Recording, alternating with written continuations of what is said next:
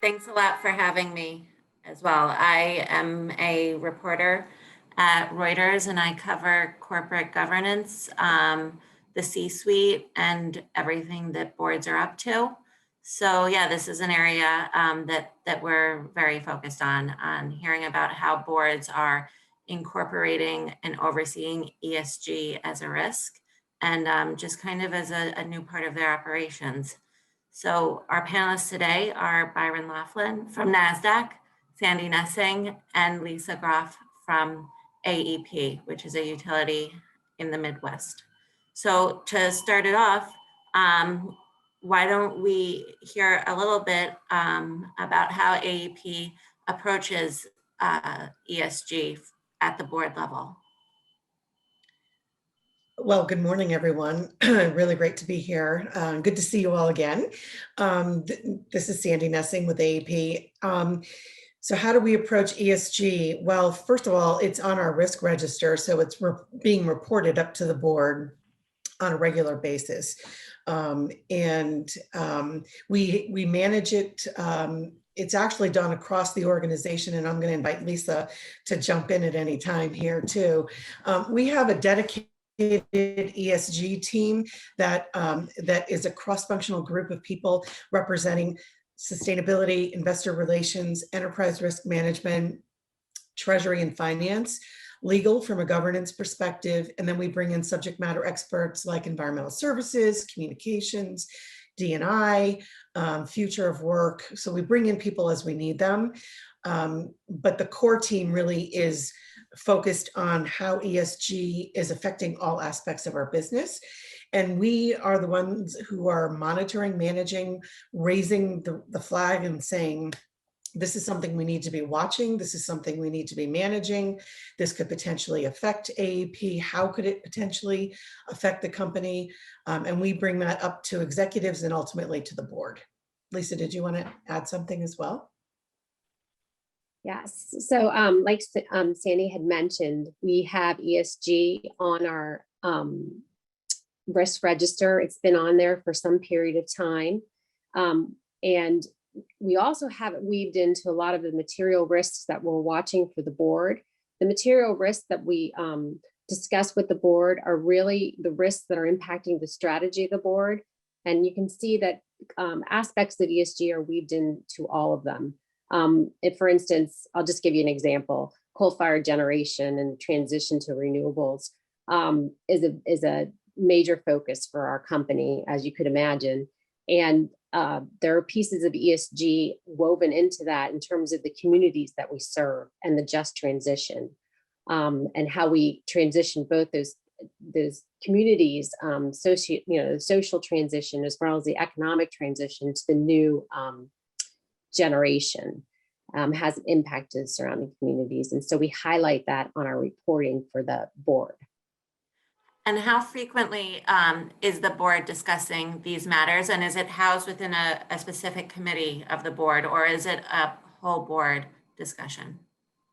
So ERM reports to the audit committee. I report out twice a year, unless there's a issue going on. I'll come more frequently. Like we just had the storms in the Southwest, and I had to go in just this week to talk to the board about the financial impacts with regard to that. They have recently added ESG to that committee. And I don't know how often you go, Sandy, to talk about climate change, Yeah. Yep.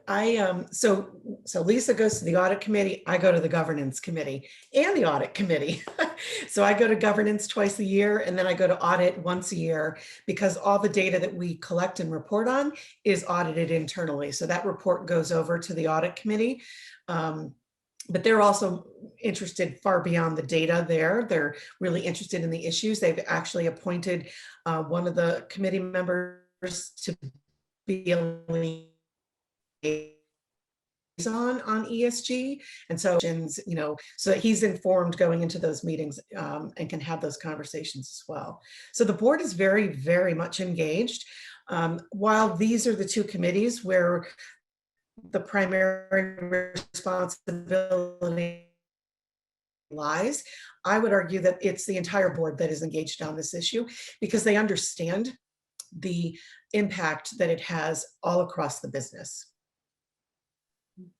Byron, what are you hearing from Nasdaq's listed companies on how they should approach ESG? What are some of the most frequent questions that you receive? Well, first I'll tie together that what Sandy and Lisa were commenting, the board's engagement with them is critical. When I hear clients that are lamenting that they don't have enough interaction with the Sandys and Lisas of the world, that's where there's issues at the board level, because we do quite a bit of work around the evaluation of how the board's interacting around the responsibilities. So that's great to hear from companies like AEI. Generally, at a high level, the boards have risen in their expectation dramatically in the last 2 years to understand the issues we're talking about today. And so the one takeaway point I would emphasize is that if your board's not already asking for more, providing some level of dashboard and insight into the things that we're talking about, they're going to be asking for it, so might as well get out ahead of it.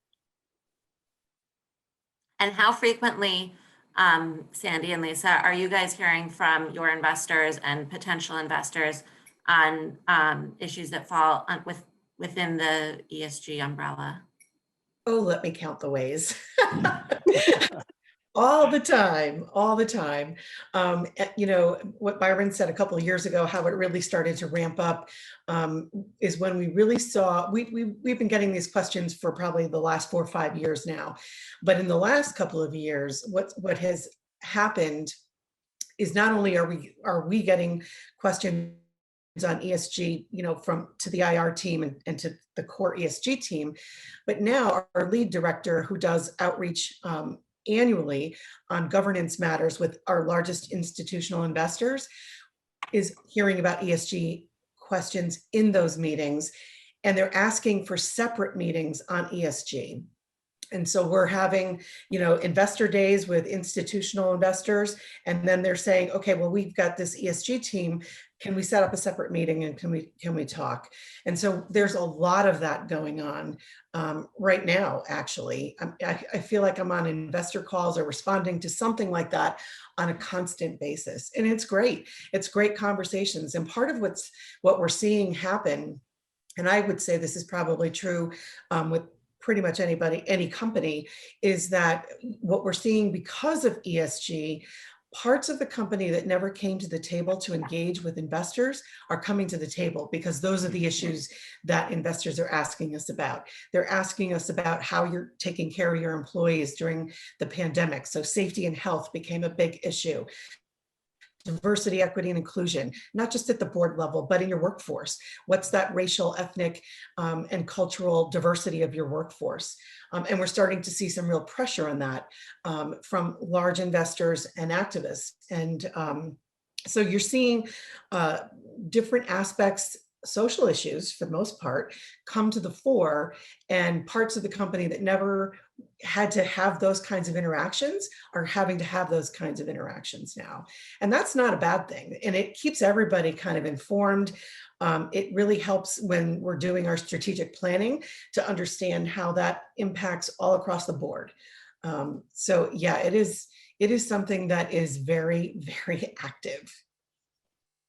And how do you make sure that the information that you're sharing with investors from the depths of the company is accurate and exactly what the investors want? So there's a couple different things we do. One, all the data that we collect, we approach our ESG disclosure with an audit mindset. So when we collect data, we automatically ask for support documentation. And, you know, don't give me the number, give me the proof that that is the right number, so I can go out there and share that with whomever I need to share it with. So that's one thing. I think it's also understanding what your material issues are. And that's where, you know, we use Datamaran to help us understand those issues, to monitor those issues. And you know, I was listening in on the previous panel, and the importance of data is incredible. You know, when you're dealing with ESG, and because it's a much broader audience than ever before, you're more credible when you come to the table with data to support what you're saying, what you're seeing. I can say, for example, I see human rights as an emerging issue, which I do. Our materiality assessment tells me that that's an emerging issue. But how do I go back to the company and say, this is an emerging issue and here's why? I need the data, and I need some information to show that. And that's how important that is, and why, we use a tool like Datamaran so that we can constantly be monitoring. It's not a once and done. We used to do materiality assessments like every couple of years. Now we can do it every day if we wanted to. We don't want to, but we're at least doing it on a quarterly basis. We're checking constantly, and that's really important. Jessica, if I can add to something Sandy said, I think that human rights is also a business case issue. That looking forward, I mean, imagine if all of us, our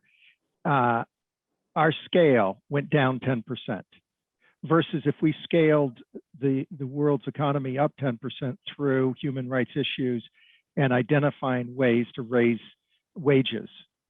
I think we're getting to the place where we're maturing sufficiently to understand or learn to understand these kinds of issues more holistically. Yeah. Sandy actually mentioned diversity, equity, and inclusion as a ESG risk and kind of thing she has to look at now. Nasdaq has a new board diversity proposal that's sitting with the SEC, I think. Can you tell us a little bit about that and what companies will have to disclose to comply? It's funny, I've never asked that question. Thank you for asking. No, I'm joking. I've asked that question about 50 times a day. So I want to put this in a frame of reference, and hopefully this helps, because there's some misunderstandings around this, and don't trust everything you read in the media, because go directly to the source and read in the source. And you can see the response letters at the SEC level if you want to research that. It's pretty easy. But I'll give you an example. I have a home in Greensboro, North Carolina. For those of you that probably have heard of Greensboro, one of the things that happened in Greensboro in 1960 was the sit-in movement began, and on a scaled level. 4 young men from A&T University went into the Woolworths and sat at the lunch counter. Above that lunch counter, it said whites only. Here I am, a white guy. I can't imagine seeing that today. So when we talk about diversity and inclusion, I can't imagine seeing a sign any place that says whites only.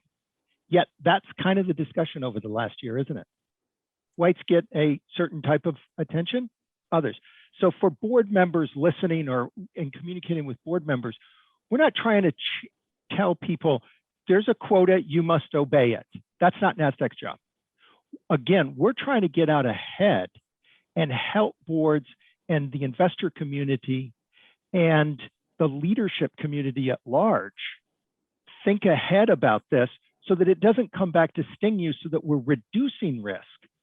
So when we talk about this inclusion element, what we're saying is disclose who you are as a board. We want full transparency in the same way we want ethical markets and transacting occurring. You want to be able to trust when you hit that button and buy a stock or sell a stock or whatever related to it, that there is full and open transparency and disclosure in the markets. We've all probably been stung by some sort of misrepresentation. I have.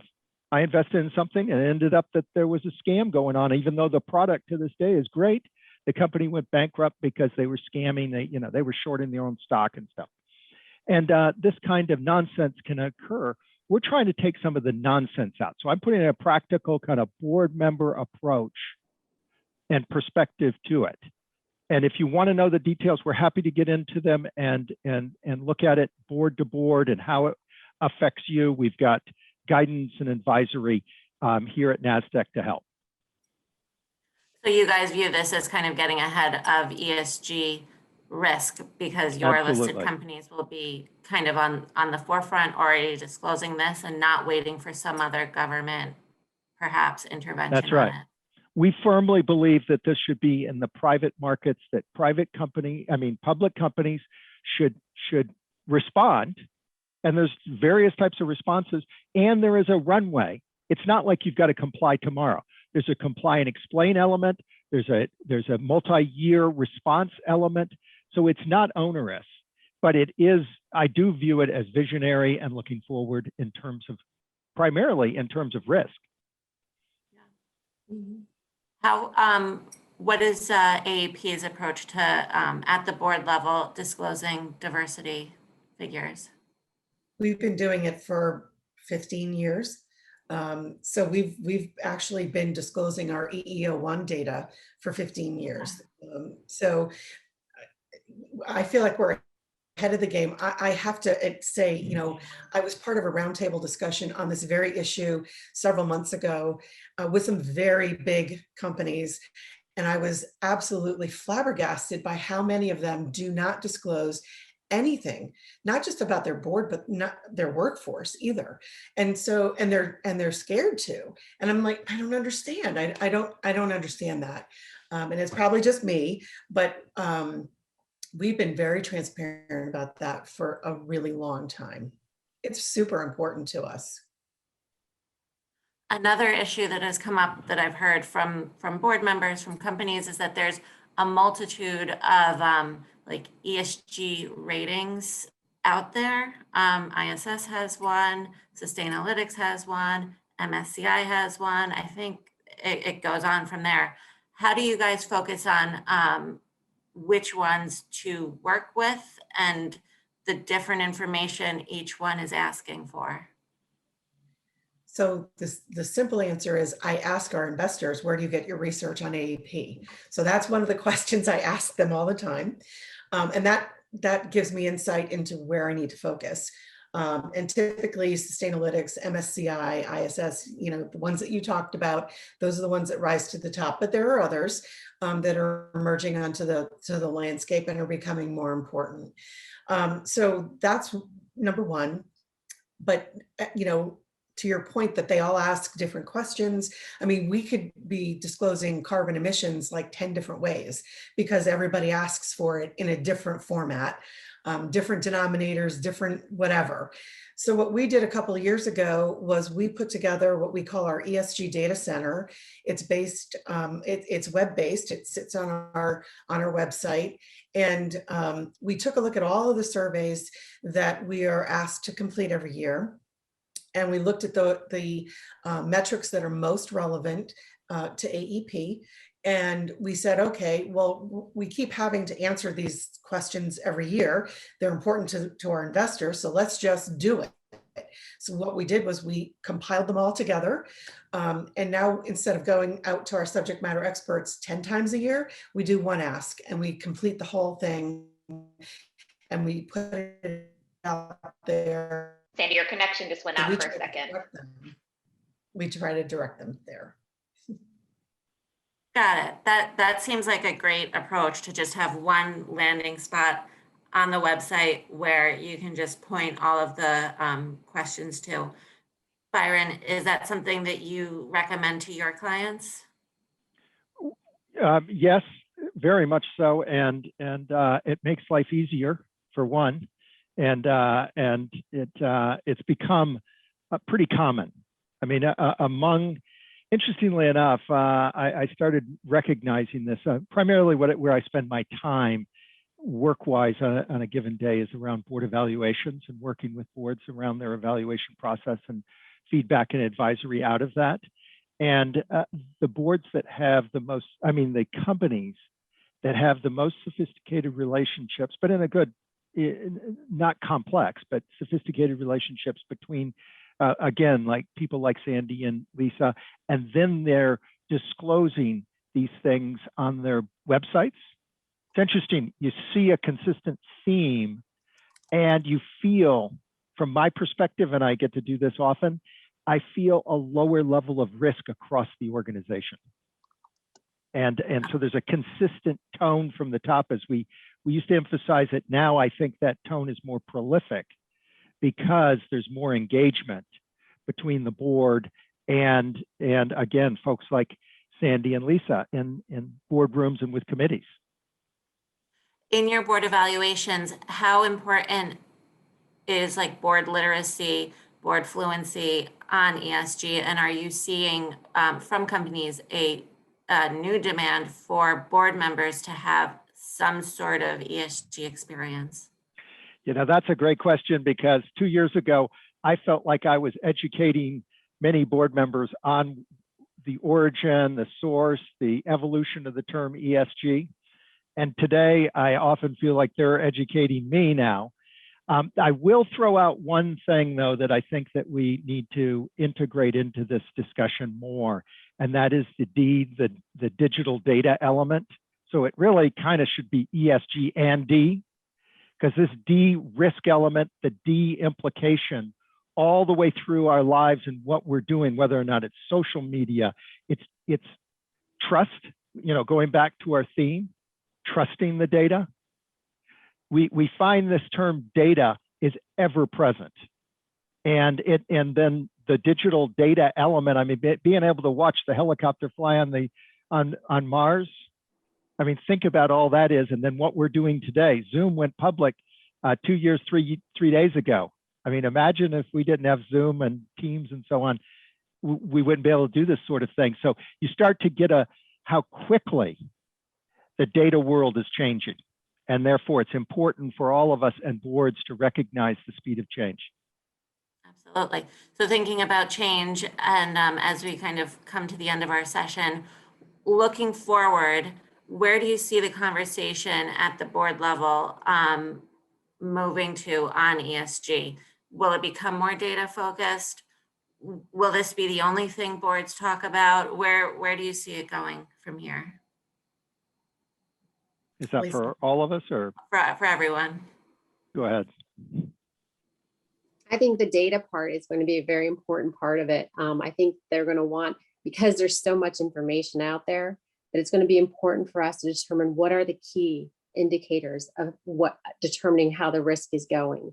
And so that's going to be the challenge, is narrowing those items to the key risk indicators and then measuring them to be able to tell when the velocity is increasing, when the probability of something actually might happen or occur, and that you may get the impact. So I totally agree on the data point. We're looking at stuff all the time. And that's what we tell members of our team at AEP. Tell us what you're looking at. Tell us what's driving an indicator that a threat or a driver is getting worse or getting better or is increasing the probability of an event.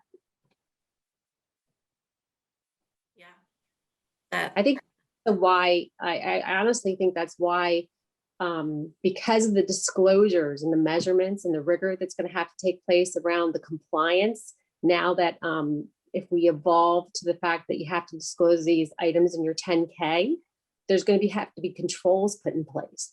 And so that's another reason why I think the audit committee has engaged like they have just recently, because this is evolving. It's not becoming one of a divestiture of an investor. It's becoming more of your transparency in your disclosures, and can you back it up with the data? And that's really, when you put that in the financial statements, that's what that audit committee is governing. Yep. Seems like this will just become more and more important. Oh, yes. That was well Especially said, and it's great to see companies like AEP doing this kind of thing to this extent. Yeah, I mean, Lisa said it all. I mean, it is definitely growing, and the data is super important. And we see it as, now we've got 2 board committees with their eyes on it, and it's just part of the conversation, both at the company and at the board level. It's how we look at our business.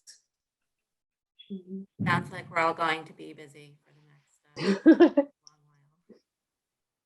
Yes, I often joke that we talk about gray rhinos in the enterprise risk community. There used to be terminology around a black swan, these unpredictable events, unintended consequences. But there's a new theory out there just in the last couple of years around this gray rhino, where you have a number of things that are charging right at you, and you have bias against them. And so you may not choose to mitigate them. But when these things collide, you get a black swan.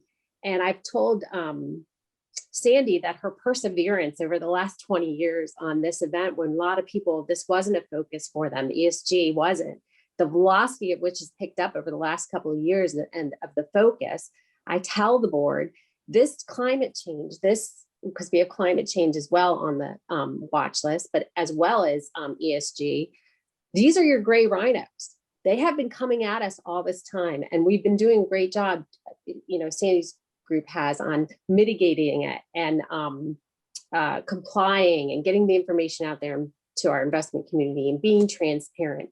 But it's evolving now to disclosure risk. So we have to be prepared. Brilliant. But